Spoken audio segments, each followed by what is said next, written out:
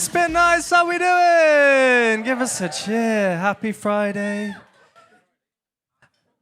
Say it back to me. There we go. Thank you very much. We've started doing poetry nights on Fridays now. That's what we're doing. We're going into 2026 with that kind of energy, because I used to go to so many poetry nights and it's like a Tuesday night in a cafe with the big light on, and it's just this now we're making poetry a big show. So give it up for yourselves for coming out on a Friday and supporting poetry. Who here's been to SpitNights before? Ooh, that's nice. Who here's for the first time? Ooh, that's more of you. Okay. What about the first time to a poetry night ever? I don't know if you're just shy or like you didn't want to be here. I think what's happened is somebody's dragged you along. Is that what happened? Someone's been like, come to this, honestly, it'll be fun. You're like, okay, fine. What is it? Poetry night? Oh, okay. Is this what's happened? Who here had the hand up then? Yeah, your first time. Okay.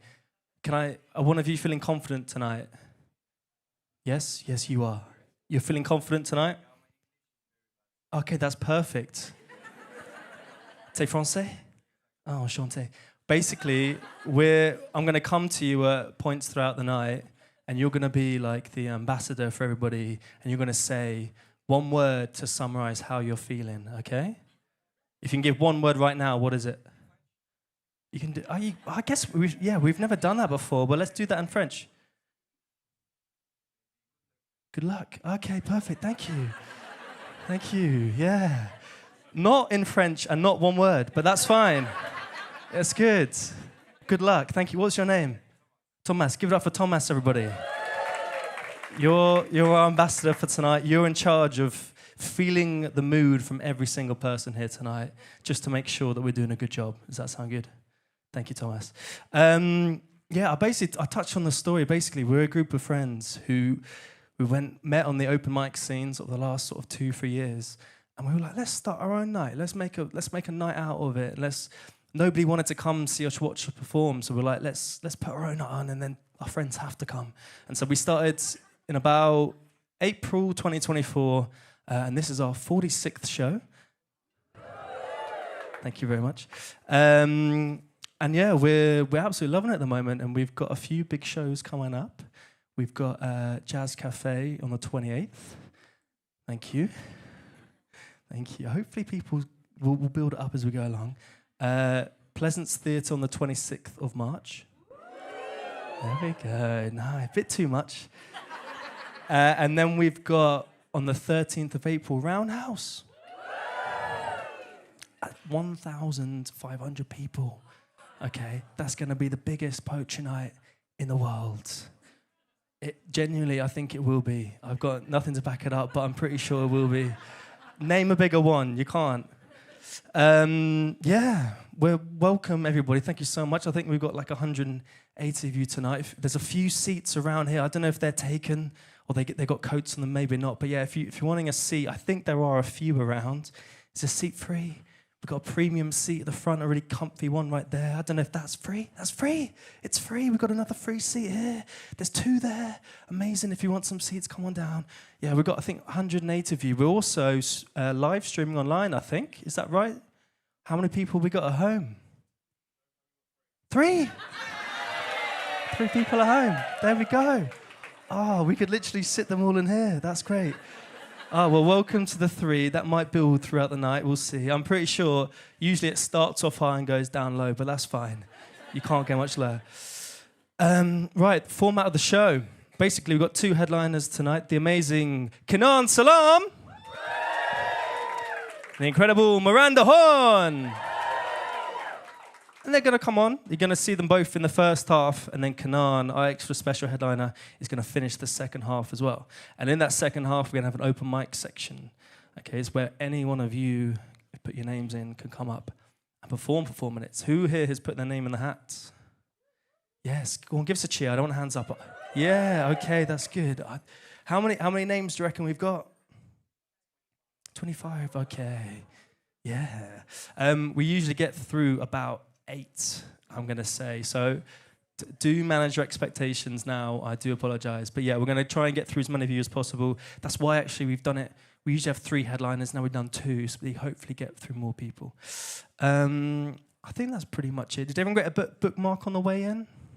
Yes, that is your portal to everything you ever need to know about SpitNights. We've got the next dates on there, all the performers we've got tonight, and all the kind of details you'd ever want. So do check us out. Do have a little look at the merch. Did anyone get a raffle ticket?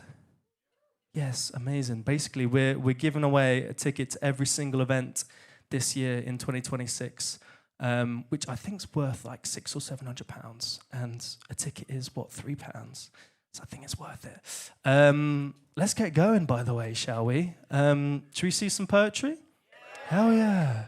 Okay, so nobody wants to go first. We need someone to kind of warm it up. We call them the sacrificial poet. So we've got an amazing sacrificial poet tonight who is a friend. He's a friend of SpitNights. He's been coming along for so long. I remember I met him just talking in the crowd, a bit like you, Thomas, just in the crowd, loved the energy. And then since then he's been coming, and he's been popping off as well, like on this poetry scene. And yeah, it's been amazing to see you grow, and I can't wait to have you on the stage. So welcome to the stage, Sartak! Keep it going, keep it going! Hey everyone, Happy New Year, how are we feeling? Feeling good about it? Okay, so I got 2 vibes I can run on today. So, got a new year, a lot of things to be thankful about. I think love is one of those things. So I think a lovely start to a new year is a sexy start to the new year. So that is one vibe. Unfortunately, there's also been some unbelievably wild bullshit from across the pond that has been happening since the start of the year. So the other vibe is speaking some truth to the bullshit. So these are the 2 vibes we have. Can I get a cheer for the sexy start? Can I get a cheer for speaking truth to bullshit? Oh shit, that was actually unexpected, but I think sexy won out there. I think sexy won out. So I think one of the sexiest things that is conceivable is comfort in a partnership. And when you're truly comfortable in a partnership, you can say things like, thank you for laughing during sex. Not at me. With me at the predicament. We aren't professionals. We are guests to each other's bodies. We don't play this polite.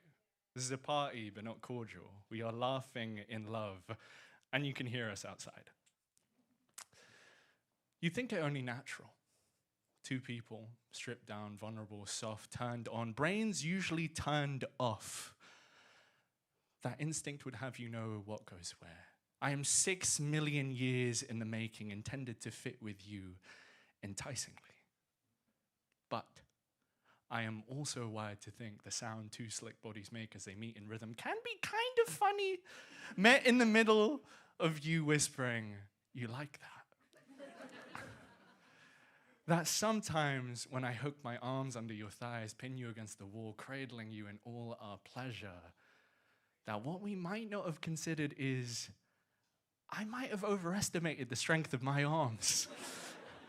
And we might have underestimated how much you'll move, and the angles and my footing might slip, and our little sack to foreplay maneuver knocks over a mirror, and it doesn't break, thankfully. You make that face you make when barely avoiding disaster. We giggle till my arms are weak. Now we're both in a heap, and it's not sexy, but it's us. Our smiles make us weep. Shower sex is impractical. Especially when we're both tall. I have elbows like scythes, and you can't get your hair wet. But we envision our favorite movies. The steam, the hands against glass, and the heat of the moment. And with soap breathing your chest, I am a big proponent of making this work. But one dramatic twist during a kiss, and we've de-shelved the shampoo, the conditioner, the bar soap, and a loofah. When did we get a loofah? I go to pick it up, my ass hits your waist, hits the sliding door, it's unhinged, the dog is barking now because it thinks we're dead. We might as well be, because I'm a wheezing wet mess, and you're barely on your feet. But it's hard not to smile.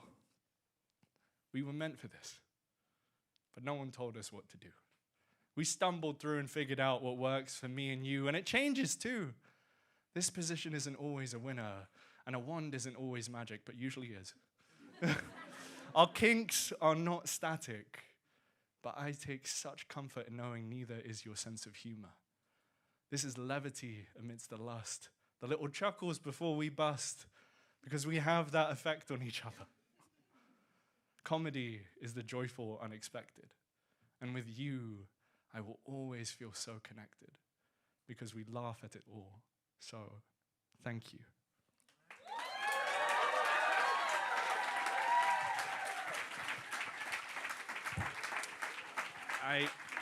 Little plug, guys. If you want to find more of what I do, and the vibe does drastically change from poem to poem, you can find me at Sarthak Says, which is Sarthak Says. Enjoy the show. Hey. Give it up for Sarthak! Hell yeah. What a way to start the night off. Talking about sex, we love that. Thomas, what are your thoughts? I come to the Frenchman. Go on. What's one word? Real. Hell yeah. That's good, Thomas. That's good. Okay. That was real. We've all been there. Yeah. What a way to start the show. I noticed there's a few little clicks over here as well. For those of you who've not been to Poetry Night before, the way that we show appreciation. Everyone who's been here before, how do we do it? I just feel good. If you've never done it before, do it right now. I promise you'll love it. Okay, basically, if you're at a comedy show, you're going to laugh along. If you're at a gig, you're going to sing along, maybe dance along. At Poetry, we show appreciation with a few little clicks. It's not too much. It doesn't distract them. It just gives them, just helps them know that whatever they've said, it lands. And it's a two-way thing, these Poetry Nights, okay? We need you as much as you need us. You don't need us, but that's fine. Also, if you really, really like a line, perhaps we're going to go a bit more than a click. What should we do? Everyone on 3. 1, 2, 3. I don't need to explain why. That's good. All right. That's all good. Perhaps, all right, if there's something that's just blown you away, and I think, Thomas, you're going to be good at this, you can just make up a sound, like any sound that's coming out of your mind. Okay, you just can't help but you release this sound from your body. We're going to do it on 3 again, okay? 1, 2, 3. Yeah, that's good. Mostly sort of woos. We had a brat down here, I think. There's a few little Spanish curls of the tongue. That was nice. But yeah, we want to hear more of that tonight because we want you to kind of be as much part of it as we are. Right, let's get on to our first headliner, shall we? Yeah. Yeah, a little ripple of applause. That's nice. Thank you very much. So, our first poet, she is a queer poet who writes weird fiction and strange stories. She's also a filmmaker who's had work that I think it's featured on BBC, I want to say, and acted in the West End. And she's just finished a novel, I believe, or had her work. You're going to have to explain it a lot better than I've just finished it. Okay, and it's not out yet. Okay, but it will be out soon. Hopefully. Of course it will. I won't let it not come out.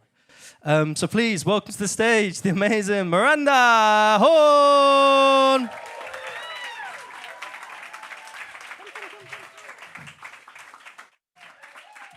Thank you, Danny. Hello, everybody. I'm so delighted to be here. I actually wrote in my 2025 wishes to headline Spit. So here we are, 9 days out, but what is the Gregorian calendar?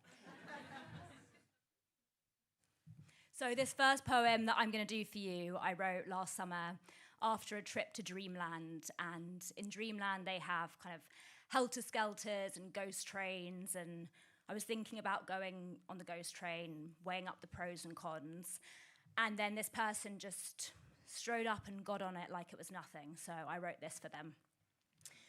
And this is called Ghost Train Lesbian. So you have lesbians, and then you have ghost train lesbians, and you were the latter. Striding up with your coupon, no nervous fingers, lips bitten, turning to each other like, shall we, could we? Nope. Your carabiner was already clanging against the metal of the carriage whilst we watched, still worrying about the genealogy of those pills or the genealogy of our ancestors, like please, please let them have been on the good side of history. Not one flinch when that mechanical zombie bride shot up. You just laughed and said, they always use this song, licking your tongue over your teeth whilst the woman next to you melted into a puddle of all the things she would never be. And yet I would fight for you and you for me, the L that binds, even though we have vastly different needs for adrenaline, and your self-care is phantom locomotives, whilst mine is more pincering up sheet masks with a miniature acrylic tong. As you trundle through the haunted house, I wonder, what are you when you are not ghost train lesbian? Do you read? Do you underline sentences, pages thick with bookmarks of 35mm film? Or is it all ghost or nothing? Are you more esoteric or more online? Have you ever stared at someone thinking they're a ghost and then realised they're a person? Or stared at a person thinking they're a person and then realised they're a ghost? And which came first, homosexuality or homophobia? And when will the pendulum swing back? And are you concerned, or are you just looking for your next ride? Are you bolder than that? Less permeable than all that? A stomach solid from the jump scare of the world outside? Thank you.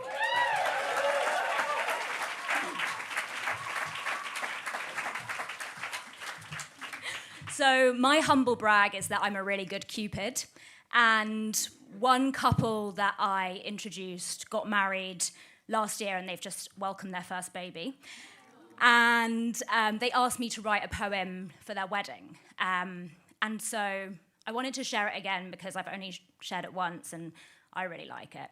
And whilst it's kind of specific, it's also sort of about two people meeting and falling in love for the first time. And the only kind of thing you need to know is, if you don't know Birmingham, which is where we all met, there's a big roundabout, and it's called the Five Ways Roundabout. So this poem is called Somewhere Near the Five Ways Roundabout.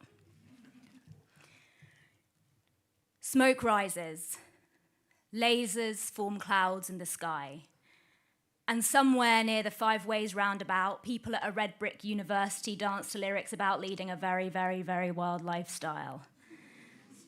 The air swims with anticipation, and something saline like the sound of trumpet choral bubbles as they walk towards each other, which they've done many times, never knowing if they'll walk past or into, like some kind of gravitational void, because if they did collide, it might be all too easy to fall in love. Well, you know how that one goes. Birmingham becomes London, becomes a terrace in Italy. The only sound, the crackling of sea salt and little whispers like, would you like some pepper from that big pepper mill on your spaghetti? The faint smell of chlorine moves past them, which is confusing since they've exclusively swam in the sea since being here. He pulls down his quarter zip, an outfit that could only be topped by his swimming gear. Yes, including the hat.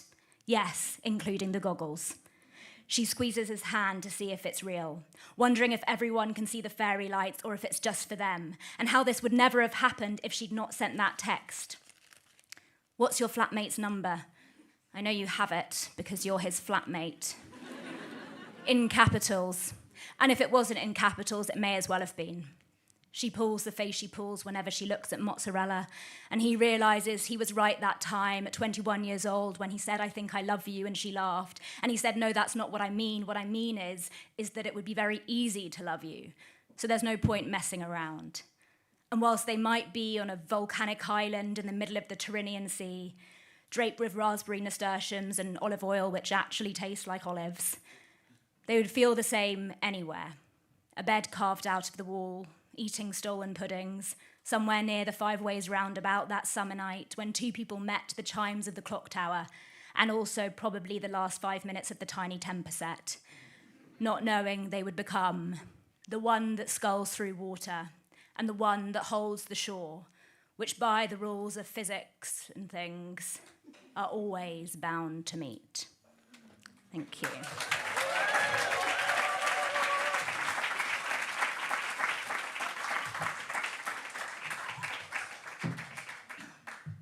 So I have one last poem for you tonight, and it's also a love poem of sorts that I wrote in one kind of stream of consciousness ramble, as you do sometimes, and it's about a guy that I met on a train.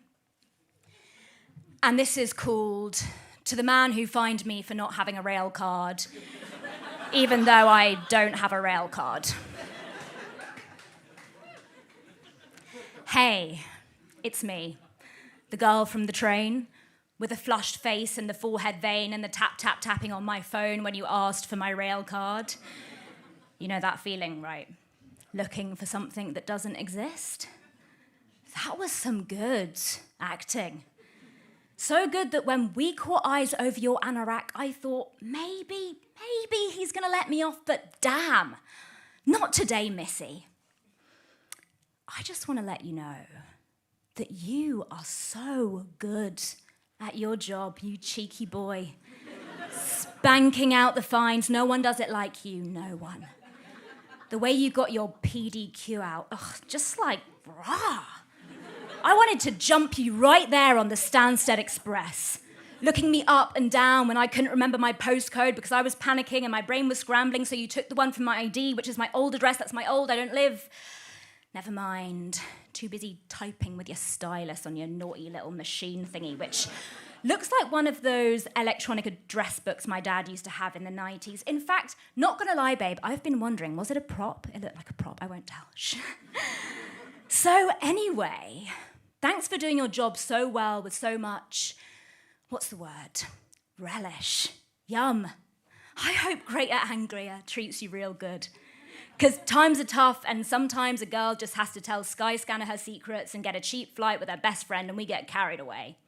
We get carried away from too much manifesting and clicking our fingers in the mirrors, thinking we're lucky girls when we're really just ordinary girls who can't get a sneaky little discount because fuck me, a Pret yogurt is a fiver and the trains are expensive, don't you think? So I'm glad we've got you to put us in our place. Oh, one last thing. Emily told me not to, but I did send you a curse in the security queue. Lol, don't come for me. Or if you do, don't come to that address because I won't be there. I did tell you to tell you, and my old flatmate might not love it. Also, I got on the Ryanair flight with 3 fucking bags under my jacket, so the joke's on you, sucker. And that's girl math, baby. XOXO, railcard girl. Thank you.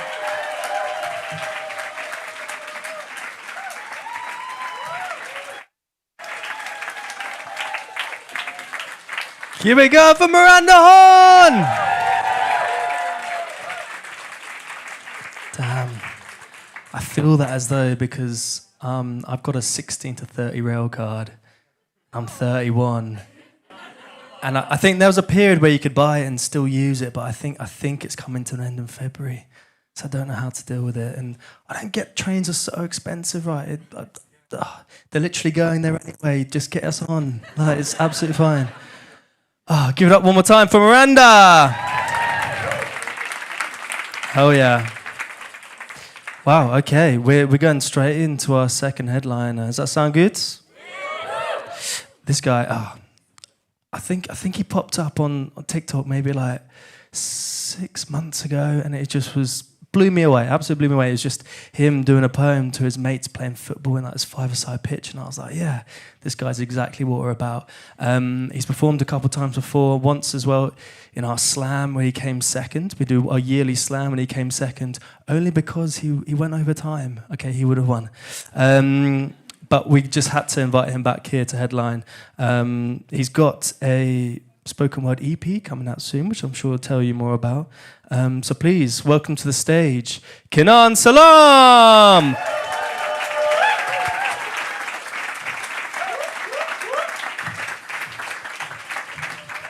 Oh, it feels wonderful to not be the shortest person on stage for once. It's okay, sis. I'm sure you find them heels somewhere. I got the dress, I don't have the heels, unfortunately. What a balance. What was the first brother's name called? Who went on? What was his first name? 50 Shades of Sartak. Made me and my wife feel very uncomfortable. But that's quite all right. It's okay, that's not your problem. It apparently is mine. And then we had a very proud lesbian, which is wonderful. And now we have a bloody Muslim. So, wow, what a balance, right? Amazing. So I'm Kinan Salaam. I'm going to share some poetry with you today, with faith that we will be reminded and maybe a little inspired. I was going to do some political stop bullying the Muslim stuff, but I think I'll save that for later when you've had a few more drinks and then you can take it a little more lighter. Okay. So, first piece that I will perform is called You Damaged Her. I was speaking with a brother, and this brother said to me that he'd been married for 2 years. At the start of his marriage, unfortunately, he cheated on his wife. 2 years down the line, she was unable to digest that pill which she swallowed, and she asked for a divorce. And I said to him, yeah, that makes sense. People struggle to get over things, right? He said, no, she's crazy. I said, no, you damaged her. Things fall apart. You drove her through every emotion a woman could feel, and then you call her crazy. She's broken on the inside, but on the outside, she's still a lady. She was transparent, but apparently you didn't appreciate it, and now she's gone. How did you expect her to be the same when you cheated and she told you that she's tarnished? She was looking to heal, but you decided to take advantage now. How do you expect to protect your queen from a pawn when the king was never checked? And how can you protect Muslim women when your Muslim woman feels neglect? Now, how do you expect to lead when you follow your desires? You expect her to be like soil. You said you want to build with her, but you're too busy playing with fires. It goes like this. You break her heart, she forgives you, and you stay together. You lie to her while she lies beside you. The two of you lay together, but you'd rather prey on her insecurities than the two of you pray together. Let's talk about it. I mean, every time there's a problem, you don't want to find a common ground. You want to walk around it. When was the last time you told her she was beautiful? Took her for dinner before mentioning all the housework she did. When was the last time you made her feel useful? Actually, when was the last time you stepped up your game and made her feel like a winner? But you want homemade chapati and dinner. You want to be outside all summer, yet you want a bed in winter. She's a queen. She deserves a king. She deserves a man who would lower his gaze while she hides her skin. She deserves a man who she trusts, so she won't have to keep going through his text messages to try and find that unsaved number that keeps trying to ring. My sisters, don't try and understand boys like this. You won't get it. You see, I asked him what the problem is, and he said, man, she's just crazy. Indeed, hasn't every boy said it? You see, you expect her to loan you her trust at the expense of you paying her back with attention. But you got bad credit. How could she possibly focus on being a wife to you? And when she suggests a divorce, you look her in the eyes confused, forgetting all the things you did. And more importantly, the things you didn't do. You damaged her, broke her heart. And when the damage isn't mended, things fall apart. You damaged her. Thank you.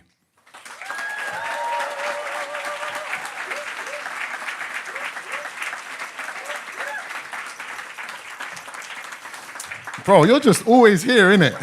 Like part of the furniture. Be careful, someone might sit on you. What a lovely guy. Oh, it's so lovely to be here, honestly. It's so lovely to see so many people not on their phones. Isn't it? No, seriously, isn't it? I was with my sister's family recently.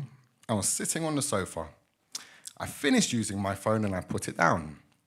I looked to my right to ask my 6-year-old nephew how was school. He was on an iPad, of course. I looked to my niece and she was drowning in her phone. So I looked to my sister and her husband, and they're both on their phones as well. And I thought to myself, we've never been so connected yet so alone. Families sat together but each locked in their phone. Kids scroll oceans while parents drown in silence. We traded bedtime stories for blue light violence. Wives compare husbands to picture-perfect feeds, forgetting that real love isn't filtered in HD. Husbands chase dopamine through strangers in their phones while the home they built turns cold like stones. See, we know strangers' updates better than our children's fears. We like posts of strangers' birthdays and then forget theirs. It's a world of Wi-Fi, but no connection. A signal strong, yet souls with weak reception.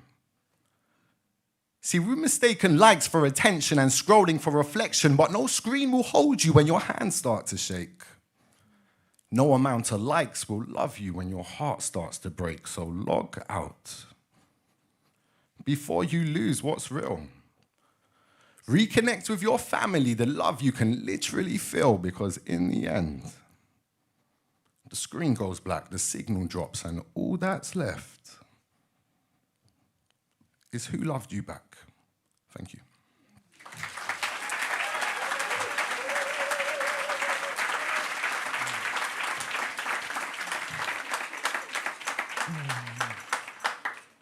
They've invited me here so many times, I'm running out of dresses to wear. I thought I'd share that. My wife was tired of hearing it, so I thought I'd share it with you lot.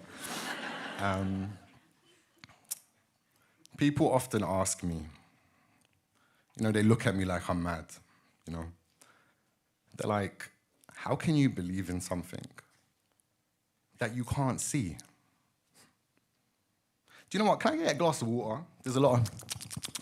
And I know my wife hates that. So if she hates it, the other 179 of you probably are not a biggest fan of it. Is there a glass of water? Preferably not a beer. Oh, my God.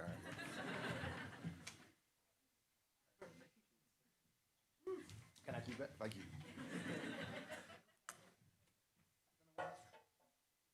Brilliant. That wasn't there last time. Great. Okay. So people ask me, how do you believe in something you can't see? And I say to them, have you seen the air you breathe? No.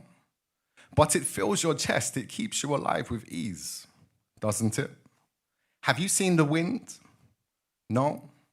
But you felt its kiss on your skin. Have you seen the pain of a broken heart? No. But you've carried its weight when everything fell apart. Have you seen the scent of a rose in bloom? No. But it fills your chest when it enters the room. It's invisible, yet undeniable, unseen, and yet essential. See, that's how Allah is, beyond what's physical. Look at the seed that cracks open the ground with no blueprint, no teacher, yet life is found.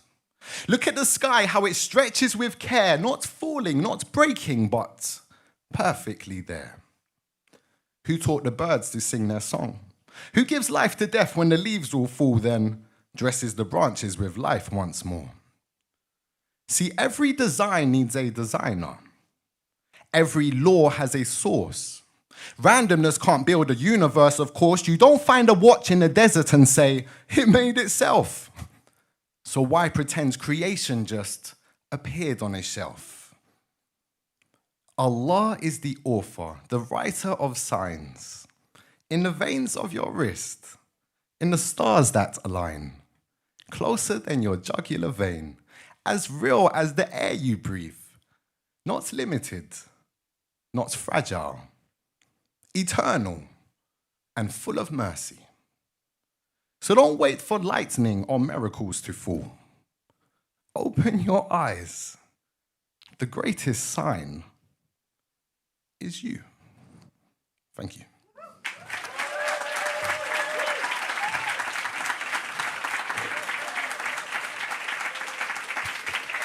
Here we go for Kinan Salaam. We love that. Thank you so much for all that you write. I think it's so inspirational to everyone, and thank you for putting up with Kinan as well. If you're helping him choose his dresses and that, you're doing a good job as well. Hell yeah. The iron is ironing, yeah. Thomas, how we feeling? You were asleep? You okay? You're good. One word? You want to pee? You can't pee till you give us one word. Love. There we go. Go on. You can be first down there. Do you know where you're going, by the way, Thomas? It's confusing, right? It's really hard. You got to go down and you just got to follow it. And then just take a right when it feels right, and then you'll find it. But yeah, good luck, and good luck anyone. It's worth it though for the hand soaps, the really beautiful hand balms. So do go down there. That's it. That's our first half. We're nice way through. Yeah. Get your drinks, get some pizza, chat to everybody, have a look at the wall, buy some merch, buy some raffle tickets. We'll be back for the open mic section in the second half, as well as some more of Kinan Salaam. See you in a little bit. Second half, how are we feeling? You can do better than that. SpitNights, how we feeling? Hell yes. I'm going to give this to you because you're going to come on in a second with that. Did everybody have a good time in the break? Did we get some pizzas? We get some drink? Thomas, important question. Did you find the toilet? Yes, he found the toilet. Get up for Thomas. Anybody not find the toilet who needs directions? We're good. Oh, amazing. Well done, everybody. Okay. Yeah, what a first half. We're going to get into the second half in a little bit. We're going to do one of the prizes for the raffle first. And then we're going to have thank you. Then we're going to have the open mic. And then we're going to go back on to the second set of Kinan Salaam. Who put their name for the raffle? Who's bought some tickets? Thank you very much for supporting us, because we're not making too much money out of these nights, and we want to keep them going. Hopefully we're getting funding in the next few months. But yeah, we really do appreciate. Yeah, thank you. Do appreciate everyone. We're going to keep selling tickets for the next, I think 20 minutes, 25 minutes. But we'll do the first prize draw right now, which is a free... would you be able to bring up a T-shirt so we can show people? We've got some beautiful T-shirts and long sleeves made by one of our regular poets, Black Score. And it's going to be won by one of you today. If we don't have the right size for you now, we'll get it. But give it up for the T-shirt, the long sleeve. SpitNights Fever. And it's going to be won by a certain someone. Do you want to let someone from the crowd pick it out? Just so we know. Who wants to pick out? There we go. Let's have a little drum roll. There we go. Number 204. We go on over there! Do you want to come collect your prize? Here we go. Give it up. Give it up. More applause. If this isn't your size, feel free to change it with one there, or speak to this lovely lady here, and we will get you the right size at some point. Give it up. Prize winner. So you've got about 20 minutes more if you want to buy another ticket on the door. I think it's £3 for one, 5 for two, 10 for three. That doesn't sound right. 10 for 5. 10 for 5. We rip you off if you get 5. No. That will give you a free ticket for every single event this year. We do one night a month here, this kind of pure poetry vibe, first Friday of the month. Usually have 3 headliners, sometimes 2 in the open mic. We also do a night with a live band, a live improv jazz band. We're doing that at Pleasance Theatre, Jazz Cafe, Roundhouse. We'll do them once a month as well, last Thursdays of the month, or maybe last Wednesdays. And then we also do a Poets versus Singers night, where we get poets and singers to come on stage and wrestle, and it really is a sight to be seen. No, they just come on, we have a little bit of poetry, a little bit of singing, and it's really, really beautiful. And we do that in East London on the 3rd Thursdays of the month. Yes. So do check us out on Dice, you'll see all the tickets there. Anything else I need to explain? No, I think, are we ready? We brought in a few more seats over here if anybody needs to sit down. If you need extra ones, there are some out there. We might be able to help you with getting some seats out there, but I can see a few little gaps if you need some seats. Anything else? Should we get going with the open mic? Let's do it. We're going to welcome to the stage the host for the open mic, the amazing Sam!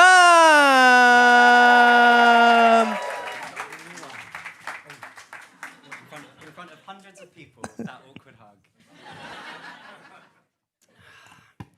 Who's ready for an open mic? Okay, Now there are, I mean, this, that's a big heavy bag. Open micers, can you give me a cheer if you put your name in the hat?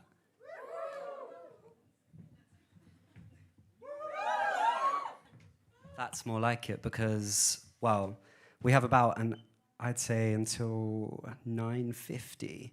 So we're hopefully going to get as many of you up on this stage as possible. You have very limited rules, but one of the biggest ones, well, the biggest one is have fun while you're up here. We're all here to support you. The second one is you have 4 minutes from the moment you get up on this stage. Is that okay? How many minutes do you have? 4. That's correct. Now, we're not just going to make you do that and remember all of that time in your head. We have support from our amazing lighting technician at the back. When you have 30 seconds left, the lights are going to dim like this. Ooh, it's like a pantomime. You have 30 seconds. Pardon? Thanks, Mum. So you'll have 30 seconds. Now, I have left my very long cane at home, which means I can't drag you off this stage. So we just want you to kind of keep with the ethos of, this is SpitNights, we're all friendly. If you go over that time inordinately, you might be taking away a spot from someone else. So that's a bit sucky if you do that. But we are here to support you, so I didn't say that. Now, non-open micers, can you make some noise? I think that's the best one so far. I do this every single time. Like, I literally rehearse a script. But I would say that was the best one so far. You've got to remember, non-open micers, that the people that put their name in this hat, I mean, I've had about 6 conversations with people kind of corralling them into the hat. They are maybe not that prepared to come up on stage. They're kind of thinking when they're on their way here, do I, don't I? Oh, I'm going to do it. Sam's pressuring me to do it.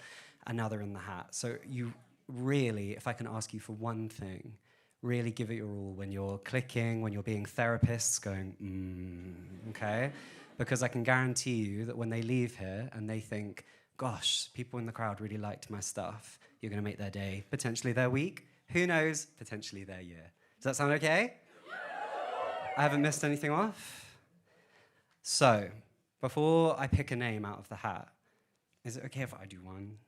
Okay, stop. All right, okay. So, really quickly, because I do like to explain my poems, I hate Christmas. Sorry. I think it can be like a really pressury time, an expensive time, a lonely time. But a few years ago, I fell in love. Woo. Still in love. Just want to also add that.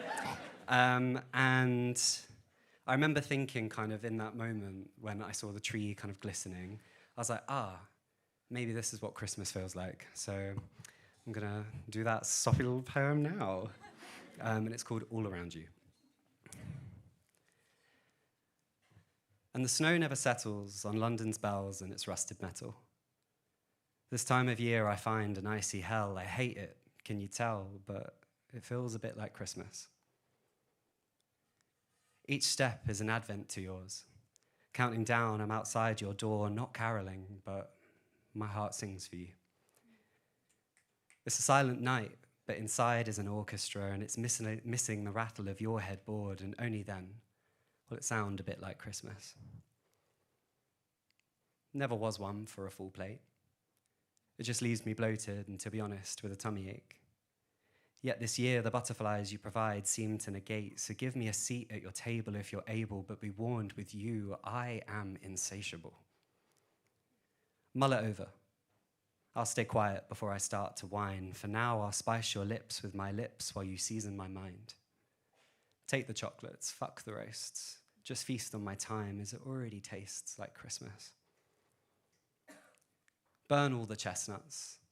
Lay the open fire out to rest. Instead, I'll swoon and sigh over pine combined with your morning breath. Give me sweet nothings. Don't give me back my common sense. Wishful thinking wafted on by your cologne. Take the bottle, I want your body to wash on the scent. Notes of smoke, of spice, of wood, of how it should be invade through snotty tissues, sweaty tubes, and the lemon of Lemsip, cold and flu. In whatever weather, it smells a lot like Christmas wrapped up with you. Are those fairy lights sparkling, or might it be your eyes? Are your cheeks red from the cold, or like me, are you just shy? Hard to focus on a cynical downhill sleigh ride when you're skating on my icy outlook on life, which you also seem to simultaneously melt away every single night. Wrapped up in tacky tinsel, and you're the purest of white lights. That's why the sun has packed up for winter. It doesn't need to be here when you shine this bright. So I'll wait under mistletoe, under trees, whichever wonderland you want to go. You don't know. I'd climb mountains for you, slide myself down garbage chutes. I'd be your Cindy Lou, who vilifies this season but is grinning like the Grinch, because it's beginning to look a lot like Christmas. So, the snow still never settles on London's bells and its rusted metal. Outside it stays an icy hell. I'll always hate it, but warm inside, I'll never tell.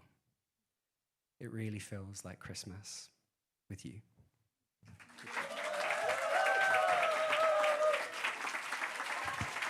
Okay, enough of that soppy stuff. No, I'm just kidding, you can do whatever you want up here. Are we ready for someone to light the stage on fire? Well, I don't have someone to pull the name out of the hat, and I won't pick on you again. Is everyone okay if I do it? And I promise I will keep digging, because I know that some people say I only pick from the top. Please put your hands together and keep your hands together while they get to the stage. To welcome to the stage, Ollie.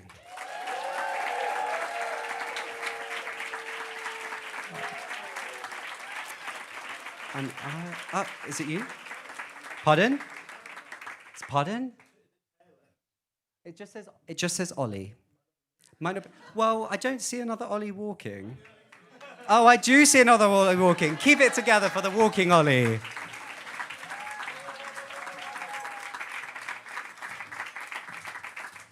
Hello. Actually, maybe I'll try. Yeah, is that all right? Thank you. Cheers. I'm going to perform a poem that I wrote 2 summers ago. It's called These Dark Days. With pittance on plates and a loss of faith, disarray does away with the wonders of the waking day.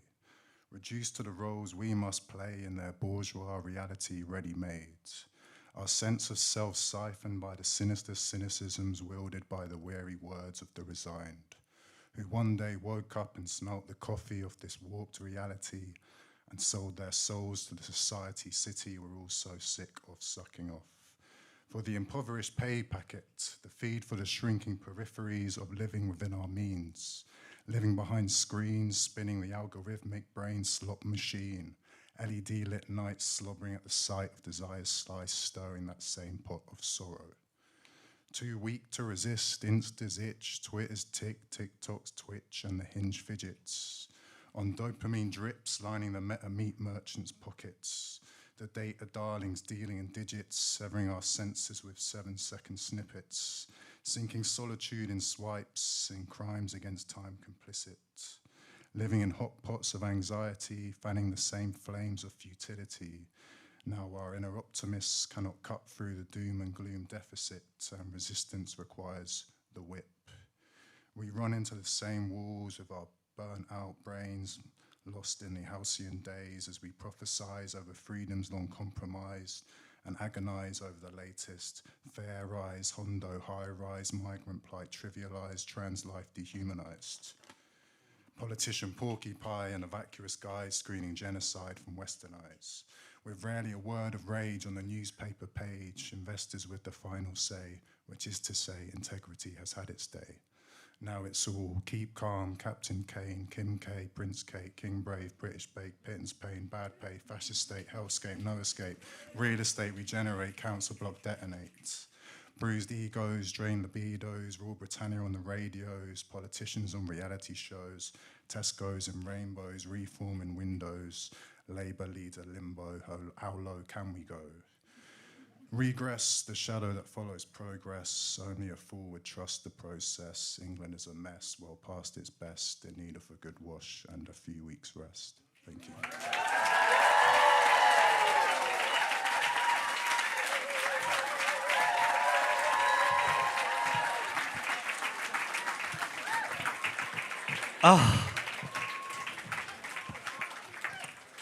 Ollie, I think not only did I appreciate every word you said, but I think it's such a rare skill that every letter that you were saying, it was like ASMR sitting down there. I don't know if you guys, that was brilliant. Thank you so much for opening up the open mic with that. Shall we welcome number 2? Yes, thank you. Drum roll, please. I'm going to be making you do that for an hour, so don't get tired now. Please welcome to the stage Joy Danso. There's so many people here, I can't see anyone walking. There we go, keep it going.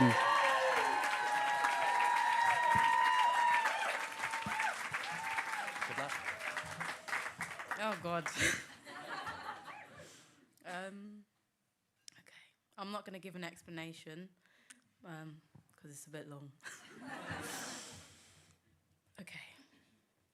When forever seems like a day's an hour, and life a minute, it starts to feel like I'm a butterfly breaking through its cocoon, morphing, fluttering, slipping, getting ready to fly away, to feel what it means to be alive for what feels like only a second.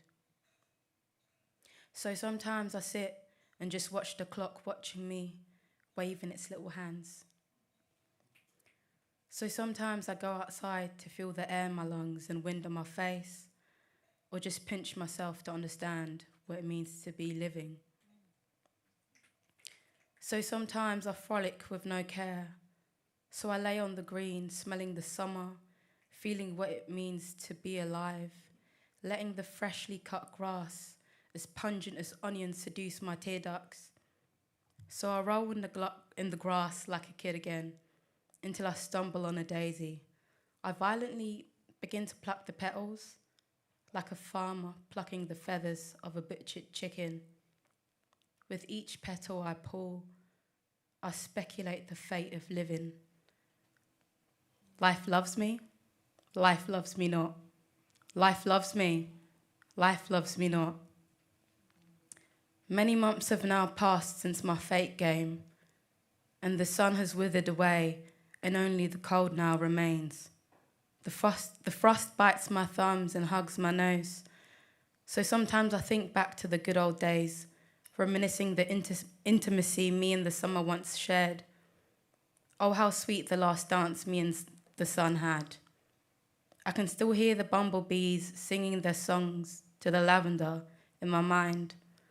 I loved laying on the pastures until I couldn't anymore.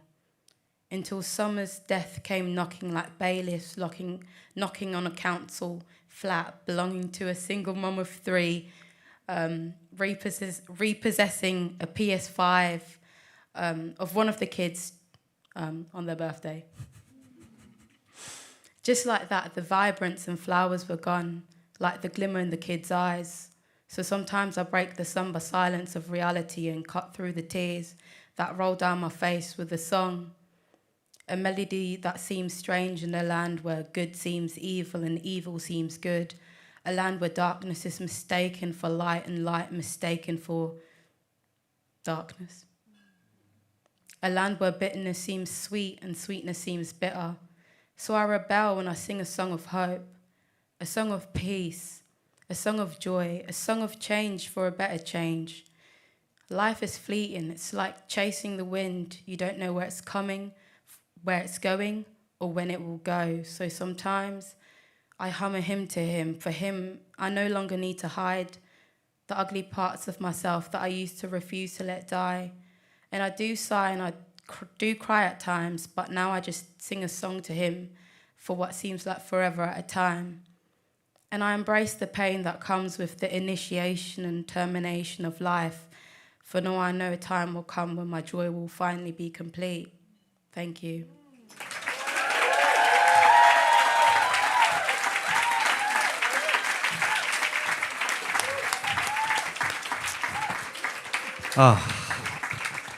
Joy, you just painted so many pictures in my head, and it is truly a blessing when people come up on this stage and share something so vulnerable, so thank you.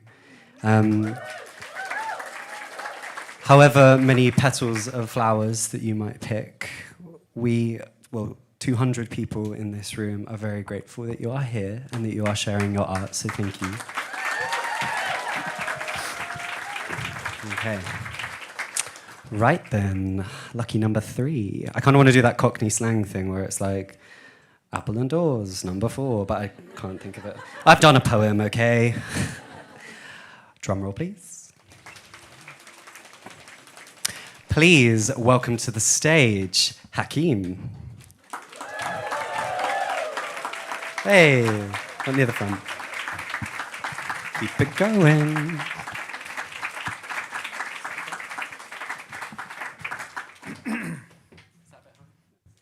It's perfect, thank you very much. It's a piece of advice, don't put your name on the hat if you don't really think you're going to perform. It's the third time I perform at SpitNights, actually.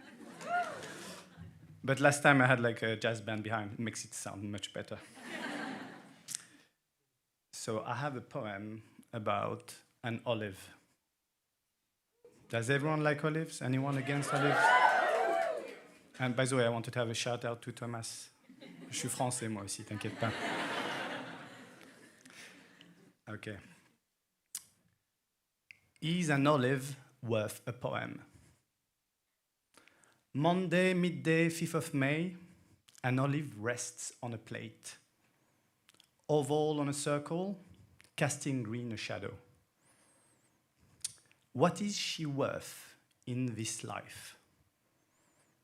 Does she need to strip her olive skin, expose her stone for hungry eyes, get swallowed, stripped bare, spat out, with no care? Is an olive worth a poem? Does she need to play a part, sit beside a dry martini, knowing her place, on edge for a drink, plat de résistance, a sideshow sidekick for a James Bond with a side chick, and a side in someone else's story? Is this olive worth a poem? Become a symbol stretching back her roots to a branch, phantom limb of peace in a palm, or hold chains, green pearl bonding roots and branches, in a necklace of trees pulling times before antiquity and a future not yet worn. Is this olive worth a poem? Does she need to stand against occupation? Zaytoon, drop of sun, sucked from rocks filled with sweat to fend off dried empires? Is olive worth a poem? Isn't she book already? One that nature reads in 3D, living words spelling tree, C-A-G-T, on pages doubly stranded, awaiting to spin the tail of the sapling, raised by sun, soil, and sweat. Is olive more than a poem? Isn't she a knot of stories at the seams of yours and my imagination? A thread to unravel stanzas and poems. Can an olive be worthy without invoking, alluding, performing? Are we olives? Are we poems? Thank you.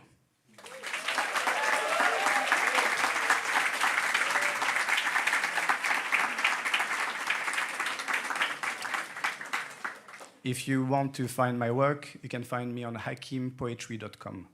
I built my website. I also built my app. If you're really desperate, search for Hakim Poetry Odyssey. It's quite fun. Thank you.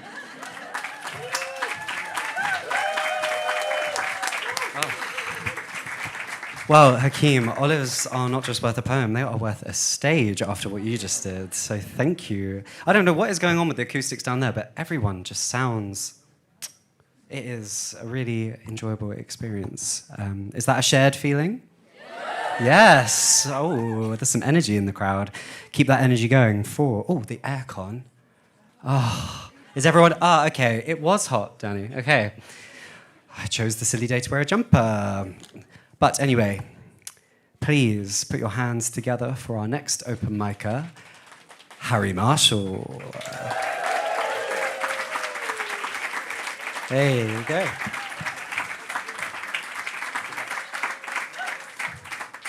Thank you, everyone. Long-time poet, first-time performer.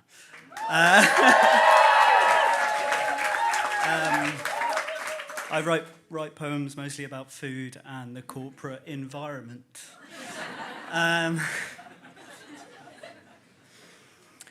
This one was written after a particularly bad meeting. I love meetings. I love the feeling of meeting and meetings, repeating. My manager's calendar's a black hole of slots, back-to-back chats about nothing we've got. We've got meetings about meetings and meetings to plan, a meeting to figure out if meetings can span from Monday to Friday. Believe me, they can. I love when they ask at the end of a chat, any other business? Fancy that, as if I've loved this meeting so much, I want another hit, another touch, a little encore, a little reprise, where everybody nods and nobody tries. Oh, sorry, leg day.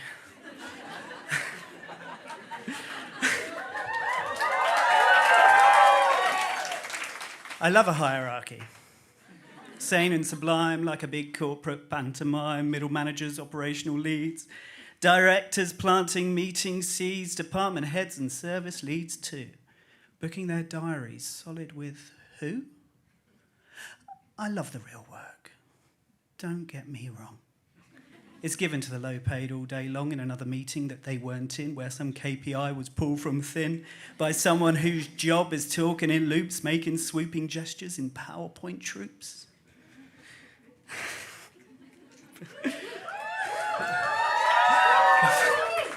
I've forgotten the next line.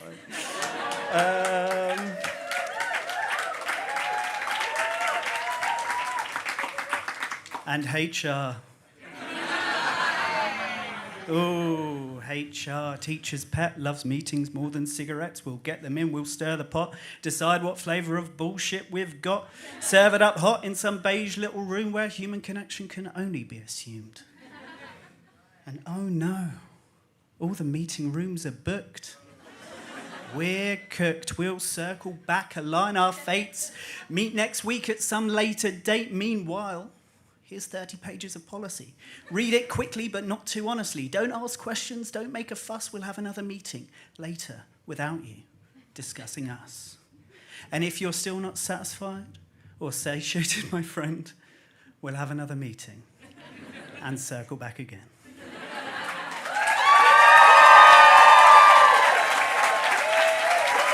Thank you. Lunch break _ poet. I have 0 followers.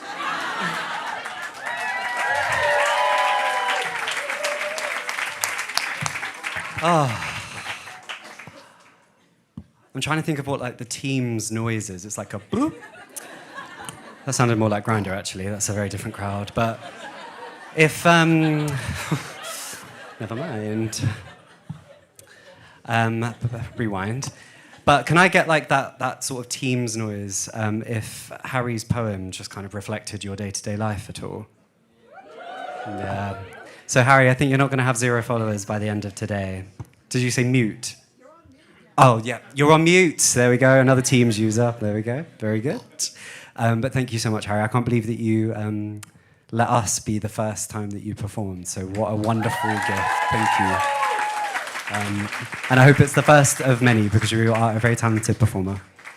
So, next open micer, please. Can we welcome to the stage Nadira? right at the front. And for the... There you go, you took one out of the raffle.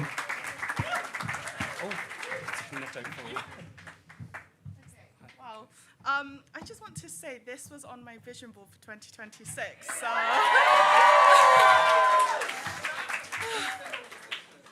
Okay. I wrote this in 2018. I was working with some refugees for a research project, and they touched my heart. A voice. Shh, don't speak. Just quietly feel your heart beat. Creep and crawl, this isn't a dream. Control your emotions. Don't bellow and bawl. Grab her, grab him, run. Escape. Shh, these streets are not safe. Don't look back, keep your focus. Empty stomach, sweaty palms, famished, parched.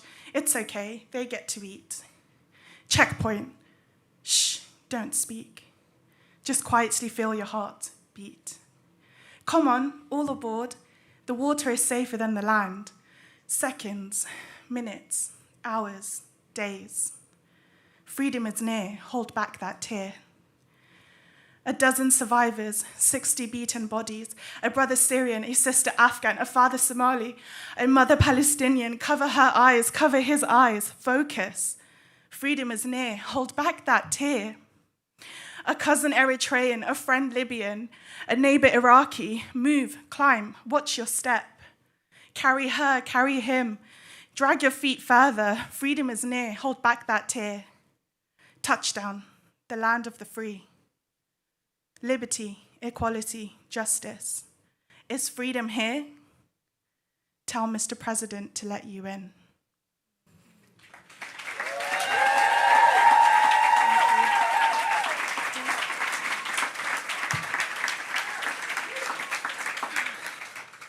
The second one I wrote after a protest in 2024.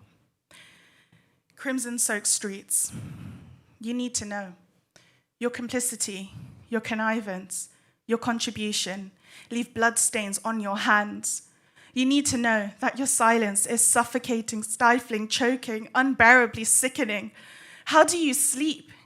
Do you not hear the voices of every loving and lost soul, their pleas, their cries, see the tears from their children's eyes? You need to know that with every word you don't speak, with every eye you turn away, every slow shrug of your shoulders, you are complicit, ignorant. You turned away from the thousands and thousands and thousands of lives being tormented, tortured, torn apart to shreds until there was nothing left except crimson-soaked streets.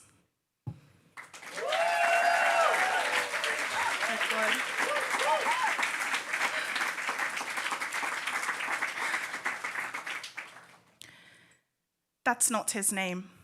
A crisis, a case, an emergency. What will you call him today? Alone, all documents burned during the siege, a runaway from his terror-stricken home. What will you call him today? An alien, an application, asylum seeker. You do not recognize his face, his dress, his tongue. What will you call him today? A burden, a beggar, a barbarian. He asks for help. He tries his best. What will you call him today? Undocumented, unauthorized, unaccompanied. He cannot escape the dreams, the blood-curdling screams, inactive, illegal, illegitimate. So, what will you call him today?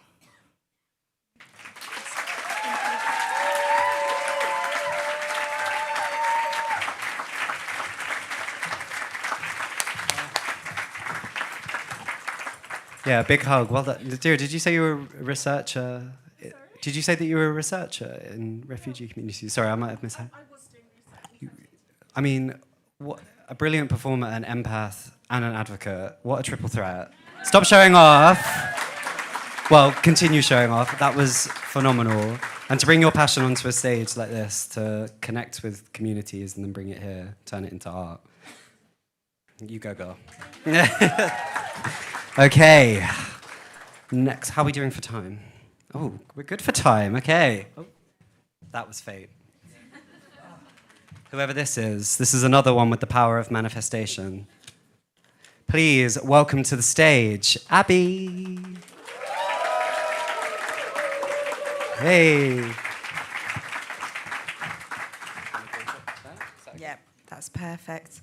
I'm going to get on with it because it's about 4 minutes long. This poem starts with a question, so feel free to answer it. Is anyone else sick of the grind?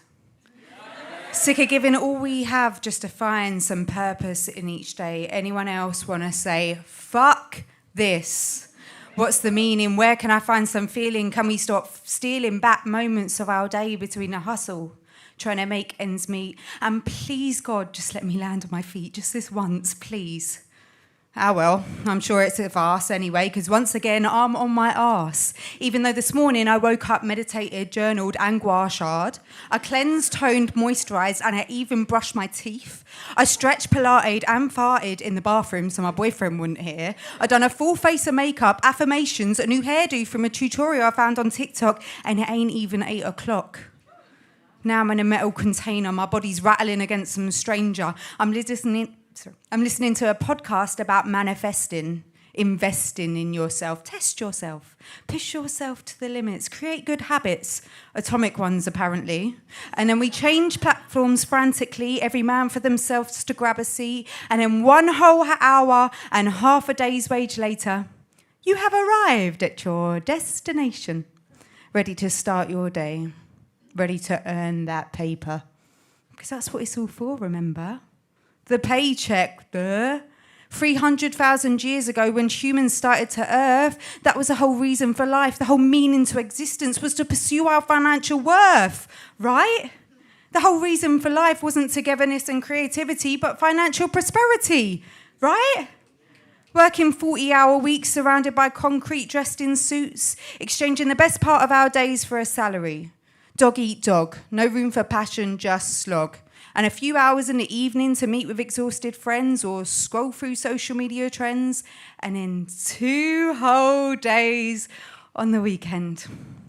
We're so lucky to live in the developed world. Why the hell would we want to live any slower?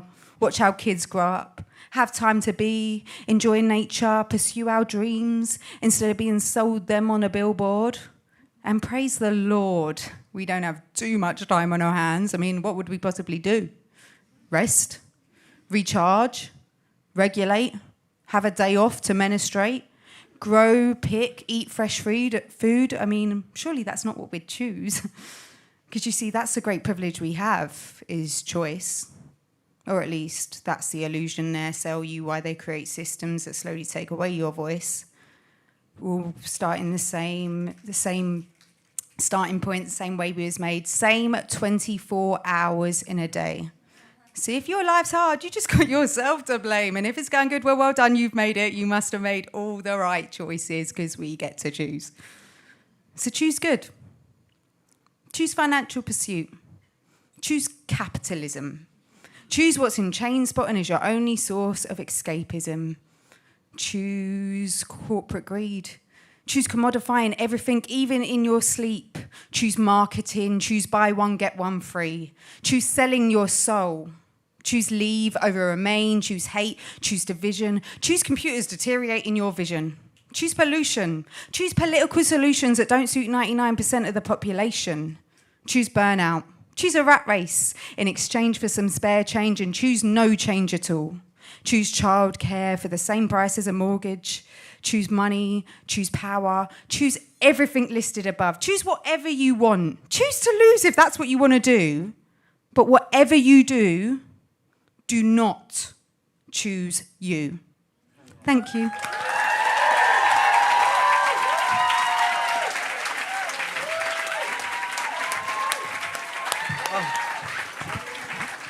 I think I just sat there like a little fan for 4 minutes going, oh. And I don't think I've ever seen a room of 200 people go, oh, to Guasha being mentioned. So I don't know, maybe there's a fan club that can start over there as well. And potentially, I don't know, you and Harry could kind of like take down capitalism together, and it all started here, and then we can take like some of the credit. I don't know, just an idea. But well done, thank you so much, that was phenomenal. Okay, oh yeah, one more time, yeah. I can see you sitting shy there. You take it in. Right, let's welcome to the stage our next performer. Please put your hands together for, and this rhymes, Mackenzie Warner. Good luck. Nice. So the last time I was up here was actually the open mic of the very first SpitNights. And in that year and a half, I've had a lot of uncertainty and loss in my life. So I just wanted to say a huge thank you to the SpitNights team, because this has been a very life-affirming source of soul food during that time. So thank you, guys. And this poem is completely not about any of that. It's more of a silly roast vibe. So here we go. Unprepared for the night that the chemistry flew, I needed a sock. Well, actually, two. Now, I don't walk in shame, but I prefer to walk warm. So you lent my feet layers to cuddle me home. Your socks slid so easy onto my feet, just like the words out your mouth before we slid in the sheets. I thought I'd return them some warm summer night. You said we'd make love, bathed out in starlight. Or maybe some Sunday, we'd check out the park. You said I'd stay over. Another fib in the dark. You gave me so much on the night I met you. Lies and kisses all evening. Morning, bagel and screw. Or was it bagel and screw? Now your mismatched socks give me what you never could. Comfort and clarity about where I stood. And I still wear your socks. I'm ensuring you've heard. Honey, I kept your socks, unlike what you did with your word.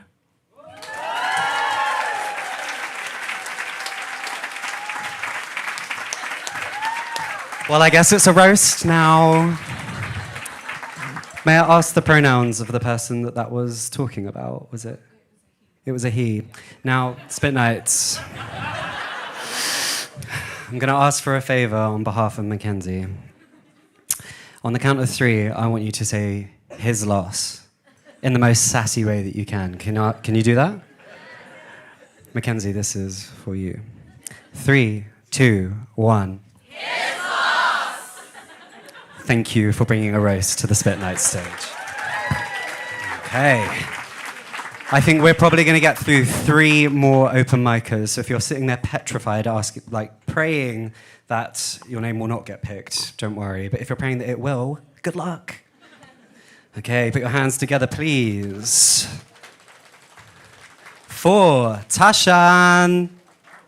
Hey, oh, it's you. And good luck. Hey everyone. Sorry, what did you say?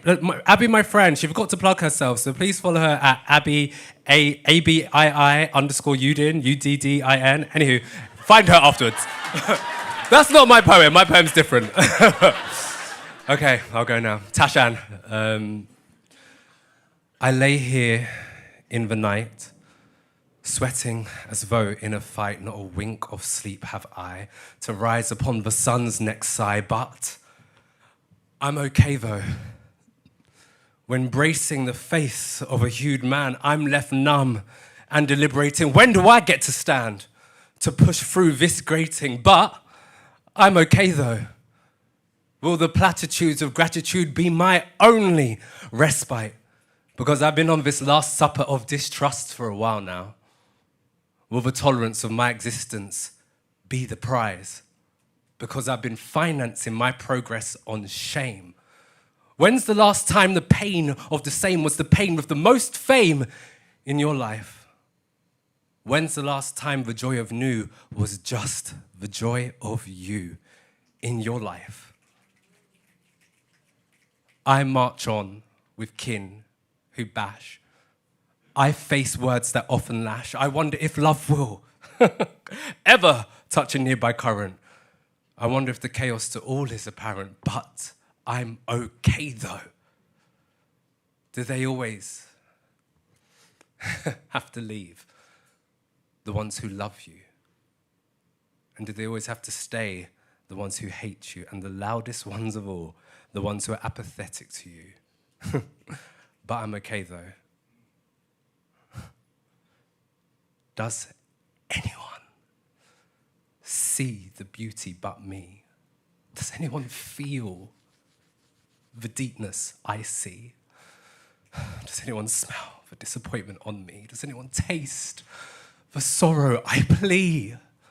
Does anyone hear the emptiness in me? But I'm okay though. I am okay though. I am okay though. Are we okay though? Thank you.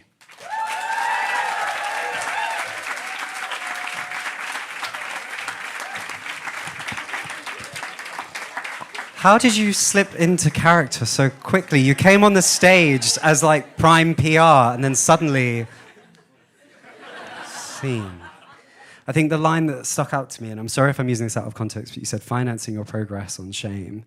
I think you can finance some of your progress on pride after doing what you just did. So, yeah, I can see it. Ow. Well done. Okay, potentially our penultimate open micer. So please put your hands together. I know your hands are probably getting a bit sore now, but come on, what else are you doing with them? Please welcome to the stage, Aman.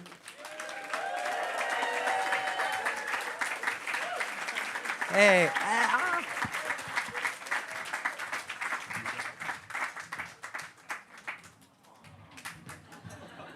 Hi, guys.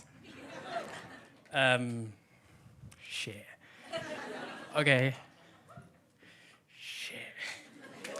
Okay, so...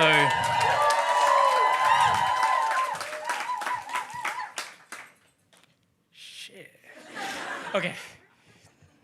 As a child, not a day was my mother bored. I get these randomly accessed memories that although she was the central unit to how I process things, she seemed way too happy to send me off with no external logic to a system which broke me. Nursery. There they forced us into little societies, and I must have missed a software patch. The rule book on how to be a kid.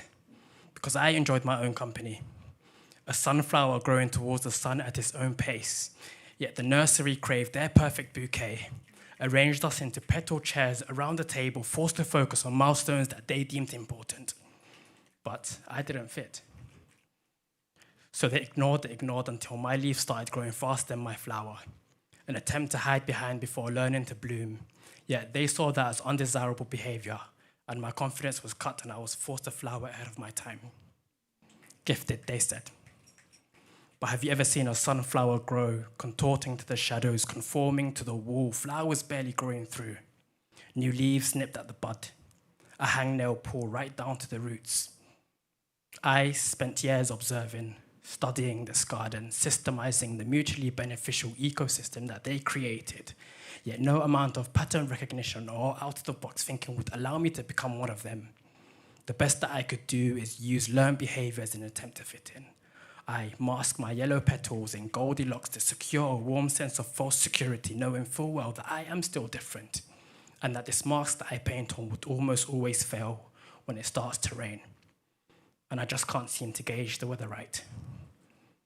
I play this character chosen for me to survive this game, which always seemed to somehow be rigged in every which way to burden me. From a gifted kid with the world's twinkle in my eye to a dysregulated sap of a man is a crowded pipeline that I share with most undiagnosed autistic adults. Society claims to celebrate individuality, but narrow are the confines that they hold it in. Be different, they say, but only the type of difference that we accept. Different like us. Follow the rules, they say, but don't be so rigid. Give or take the rules. I don't get it. Am I supposed to be different or conform, follow the rules or break them? Was this learnt at school as I was learning to survive? And when did it become us versus me? For clarity, I gained some courage to ask these questions to a bored face, which I'm guessing reads, chill dude, cowabunga or kumbaya or some shit like that. So what's the point in asking questions if it just leaves me more confused and this mask of normalcy starts to slip, and is help even help if it doesn't help? I can't help it.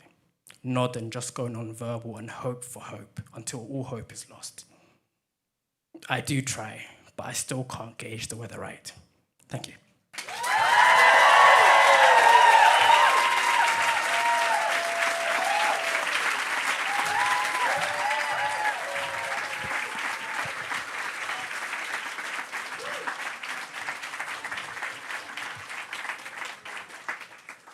sometimes sit there and I think like, oh, what am I going to say when I got there? Like, what's a funny thing? Or like, what's a cool thing? But like, I was kind of like welling up. Every time I've seen you perform, Amanda, it just, every topic that you speak about, it just cuts right to the center. And I think that's not just me sitting here. I can see a few people nodding to that. If you ever have a chance to go and see my friend, please go and see him again. He is a brilliant, brilliant performer. Thank you. Okay. Are you ready for your final open micer of the night?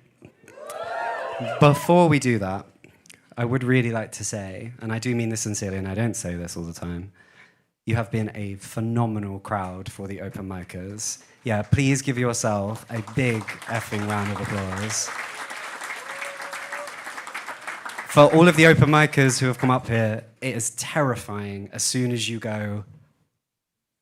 So to have a crowd that is so welcoming, so supportive, and so loving, it is a gift for us and all of the open micers, so thank you. So don't let yourselves down for our last open micer. Please welcome to the stage Louise Harris. Oh, she's waving. Keep it going. It's right at the back. As in, she's right at the back. Sorry. Woo!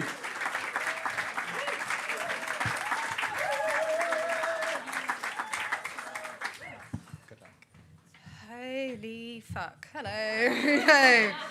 And you're like, oh, there's only one person. Not going to be me. Lies. All lies. Okay. This is one about breakfast. I'm so glad that the air's on because I'm wearing thermals because it's fucking freezing outside. Okay. Blueberry blood flowing down the banana spine like the Nile pushing its way through rock formations. Cinnamon speckles catch the waves to the milky reservoir center, thickening with each passing moment. Pumpkin seed boats navigate choppy waters, dotted with treachery OT obstacles. The gloopy mix grinding to a halt, hardening like cement, and everything frozen in time. Cascades of watery liquid free up, trapped specimens of food, carrying them to pastures new. Bright streaks of metal flash, a safety net of spoon plunged deep into the troughs, sending ingredient tsunamis pouring through hidden orifices, escaping the steel predator. But some aren't so lucky. Caught, then trapped, then dragged, up to lofty heights, screaming, so long, down to their secure counterparts. Their comrades unknowing, blissfully unaware of their future fate. Thank you.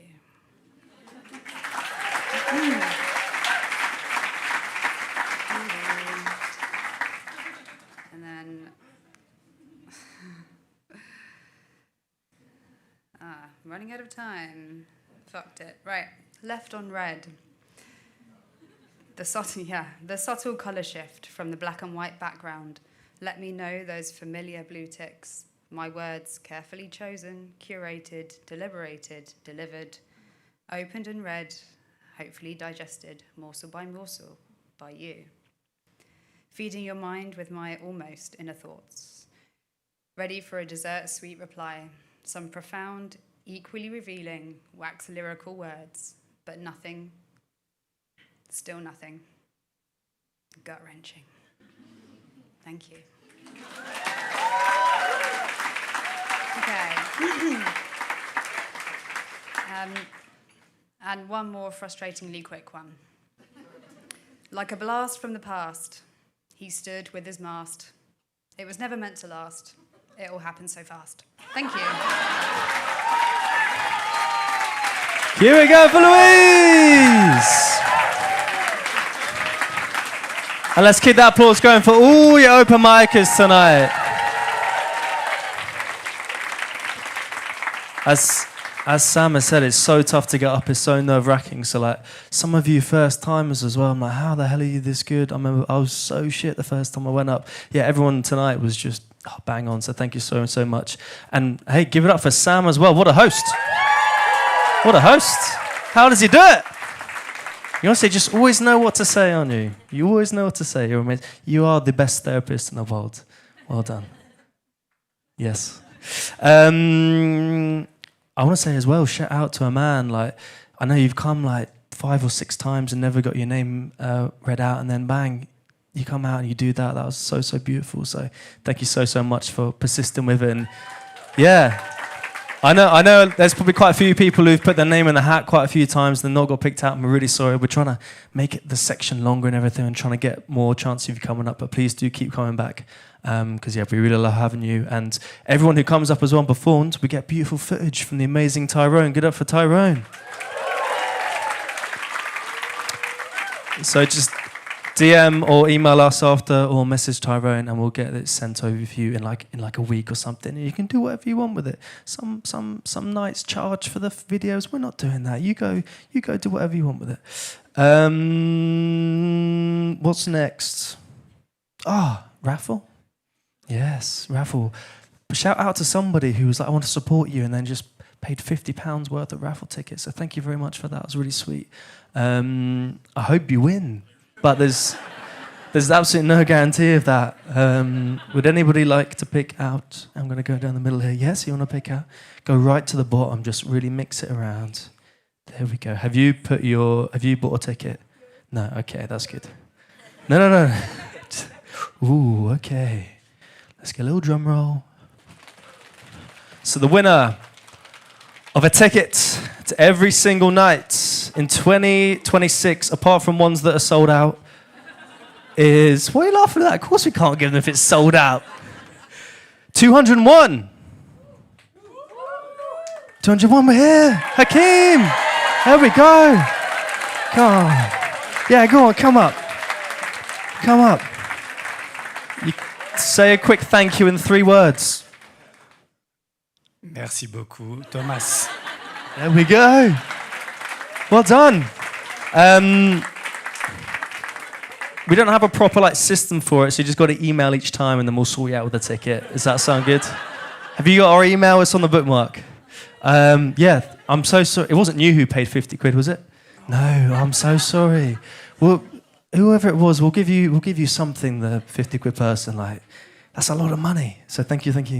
Yeah, let's get on to our final set of the night. Then you've already seen him before. You know what he's about. So let's welcome to the stage, Kinan Salaam. Keep it going. The jacket's coming off. There you go. They told me to dedicate one of the poems to the 50 quid geezer. So where are you? Where are you? Put your hand up. This poem's for you. Where are you? You're hiding. Don't be ashamed. You're generous. I thought I was on after the next girl, so I'm not really ready. At least I don't get the dim lights, right? Okay. Cool.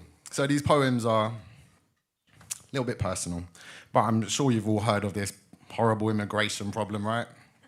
Yeah? Cool. All right. Sorry, what was that? It's all long. Yeah, that's not what she said. Okay, let's get this in. See, Muslims can make jokes too. This is what I'm about. I want to show you guys that we're humans, right? We're not all about, stop it, haram. No, enjoy yourself. Life is about balance, okay? Let me take this out of my pocket. So, I was with my lovely wife and my... Yeah, make some noise for my wife, man. Yeah, why not? Yeah. Louder. Allahu Akbar. Boom. No, I'm playing. Start with, do not put that out. I will be cancelled by my own people. Don't put that out. It's just a joke. There isn't a train station here. Relax. This is overweight. There's not a vest under here, okay? It's just weight. Trying my best to get rid of it. Okay? For God's sakes. Thank God my imam isn't here. Okay. This is turning into a stand-up comedy act. I'll get to the poetry. So, yeah. Flipping hell. Bismillah. Okay, I'm playing. No, I'm not playing. Bismillah. So I was with my wife and my 2 children, one of which is a year old and the other was 2 months old at the time. And we was walking through Morrison's when a very horrible man looked at me, looked at my missus, and then looked at my children and said, "Get out my country." Right? Like we aren't part of its spine. Like this ground doesn't carry these footprints of mine. Like we just showed up, uninvited, unplanned, when we carried this nation with blistered hands. You see, we didn't just land fresh off a boat onto Southend sands. We was called to this mess, to build back this country, to clean and to bless. From Dhaka to Lahore, we boarded with pride, left all we knew with our pain locked inside. Our uncles dug railways, our mothers stitched seams, our fathers worked nights to provide for your dreams. We were there in the wards when the NHS cracked, mopping up sickness where your dignity lacked. We Muslims, we didn't visit, we rebuilt the frame. And yet you throw us shade and call us names? During COVID, majority of doctors and nurses working were Muslim indeed, and we paid with our lives. Britain owes us receipts. My wife's grandfather fought for Britain when the world went to war. That's a Pakistani soldier in your uniform is his. Chor Bengali blood spilled on foreign lands while Britain stood tall with their lives in their hands, and not even a thank you. Not a line in your books. Just side eyes, raids and suspicious looks. You see, you erased us from your victory song, but we've been here singing all along. So no, you don't get to say, "Get out my land," when we planted your roots with our bare hands, when the country you love and the flag you kiss wouldn't exist without people like this. So next time you say, "Get out, go back," know that history does not agree with that. Look close at the streets, the schools, the banks, and say it loud. Britain owes us thanks. Thank you.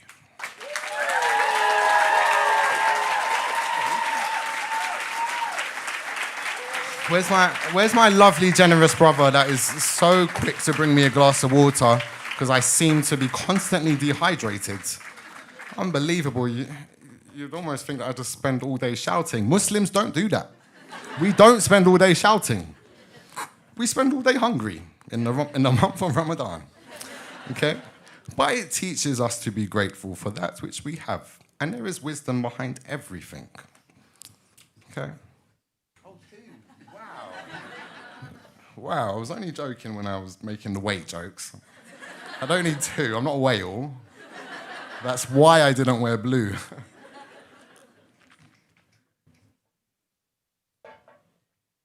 I was going to offer Lady glass water. I remember my wife is here. You don't do that as a Muslim, okay? No more jokes, okay? This is what I do when I'm uncomfortable. Can I just mention before I go on to the next piece, everybody that came up on stage to share their poetry was absolutely amazing, breathtaking, honestly. And there was a particular brother in a green jumper that was dancing while he was up here. And let me tell you, bro, wherever you are, can you put your hand up? Okay, do you know what? I wouldn't even be able to find you anyway. It's so dark up here. You will be, wherever you are, you will be a great poet. Just step outside of your shell a little bit. Don't take advice from me. Study other great poets, like Danny over here. He's brilliant, aren't you, Danny? Okay. So this man that approached me, my wife, and my children, I have to respond to him, don't I? As a father, as a husband, right? Respectfully. I said to him, "You don't speak for Britain. You keep saying get out like I wasn't born here.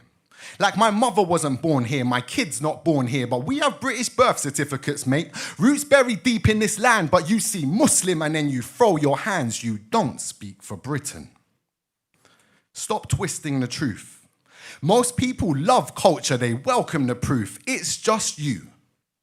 Poisoned by headlines and fear. GB News keep whispering in your ear. See, I understand why you would fight for borders and laws. But your actions expose what you're really here for. You don't care about illegals, that's just a disguise. You're harassing Muslims and whoever ain't white, and it ain't just me. Ask any black man on the street. How many times must the same hate repeat? Screaming, go back, but where should he go? His blood built Britain, that is history that you don't know, from Windrush ships to factories and mines. Black hands and brown hands laid down these lines. Doctors, nurses, drivers too. Britain was built by people who look like me, not just you. And to those who show kindness, I see you, I do. Your love drowns the hate, and it carries us through. So thank you.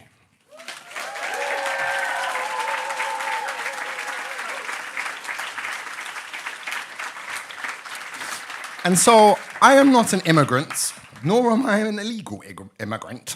Okay. I was born here in North Middlesex Hospital in Hackney, unfortunately. Right, because the hospital's not great. Okay, when I went back there after being born, I was like, the walls are so dirty. What is going on? There's nobody cleaning here. There's nobody work for the NHS. And so since I was born here, I asked myself, why am I treated this way? Because you guys are so nice. But trust me, there are places in this country where I cannot even walk around. I'm not Pakistani, they call me a Paki. Okay? Sometimes I miss my prayers and they call me extreme. How does that make sense? So I wonder, is it because I'm Muslim that the airport suddenly becomes a courtroom? That your questions get longer, but my answers get shorter because I've done this a million times before. They're like, oh, so where are you really from? I'm from right here. I was born on this concrete, raised in this rain, taught to queue, say please and cheer for England, even when they hardly win a game. Is it because she's Muslim that her scarf becomes oppression? That my beard becomes suspicion, that our beliefs become threats wrapped in some old ancient Arab tradition? You hear Allahu Akbar and you flinch. But I say it when I see a sunset or an unusual fish, when my wife brings me tea, when my team scores, when my daughter finally goes to sleep. Is it because I'm Muslim that my grief gets filtered?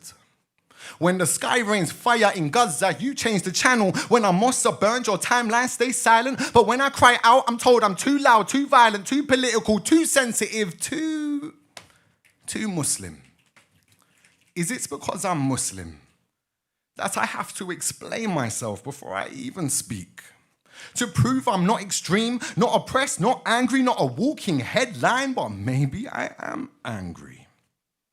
Not because of who I am, but because of what the world sees or refuses to see. Because you never ask me who I am. You only see what the news falsely says of me, and I'm a good person. I am not the villain in your paper. I am not behind your nation's hurting. I am not your diversity box, your interfaith checkbox, your curated moderate Muslim for social media approval. Is it because I'm Muslim that I still smile when my heart is heavy, still say peace when I enter a room, still believe in mercy even when the world doesn't show me any? Because despite it all, I pray, I give, I love, I strive, and I rise. Like the call to prayer on a city that pretends not to hear me. So the next time you ask, is it because you're a Muslim? I'll say, yes. It's because I'm Muslim that I still speak when the world wants me silent, that I still carry the truth, even when it breaks my own back, that I spread light when the sky turns black. Yes, I'm a Muslim, and that will never be an apology. Thank you.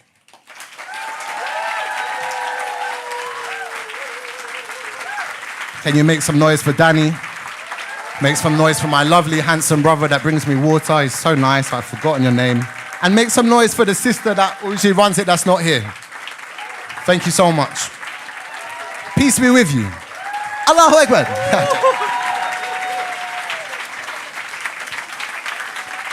Here we go for Kinan Salaam.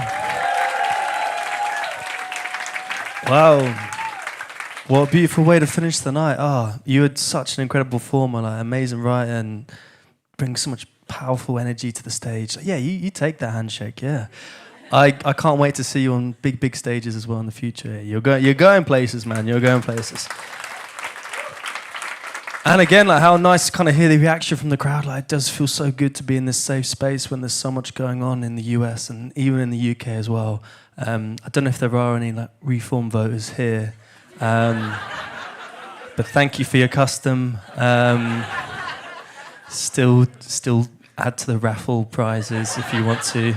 Please do that.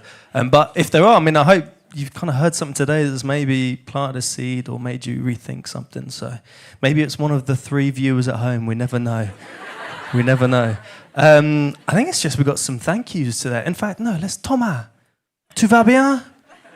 Tu bien amusé? Oui? In one word, how are you feeling right now? Beautiful. Are we feeling beautiful? We're feeling beautiful. No, we're like that, Thomas. We're like that. You're applauding your own word as well. That's beautiful. That's so Thomas. That's so Thomas. Yeah, come to our next shows. Our next one here is going to be 6th of February, I believe, with the amazing Sonny Green. Then we will be... look it up online. Get on your bookmark. Check us out on Dice. Yeah, we're back here once a month. We do one in East London once a month, and we've got some big shows: Jazz Cafe, Roundhouse, Pleasance Theatre. So do come back. Check out the posters. Go speak to everybody you've seen tonight. Like it's Friday night. Let's stay around. We're going to have some tunes. None of the open micers get paid tonight, so they get paid in your compliments and everything. So let's hang around. Let's chat. Have I missed anything off? No. We've had a good time, haven't we? It's been a good one. It's been a good one. Big thanks to the Spit Squad tonight. Sam, Emma, Luthia. Big up Tyrone recording. To Taylor on the decks. Pedro on sound and lights. The beautiful bar staff. And thank you all for coming out and supporting live poetry. We'll see you next time. Bye-bye.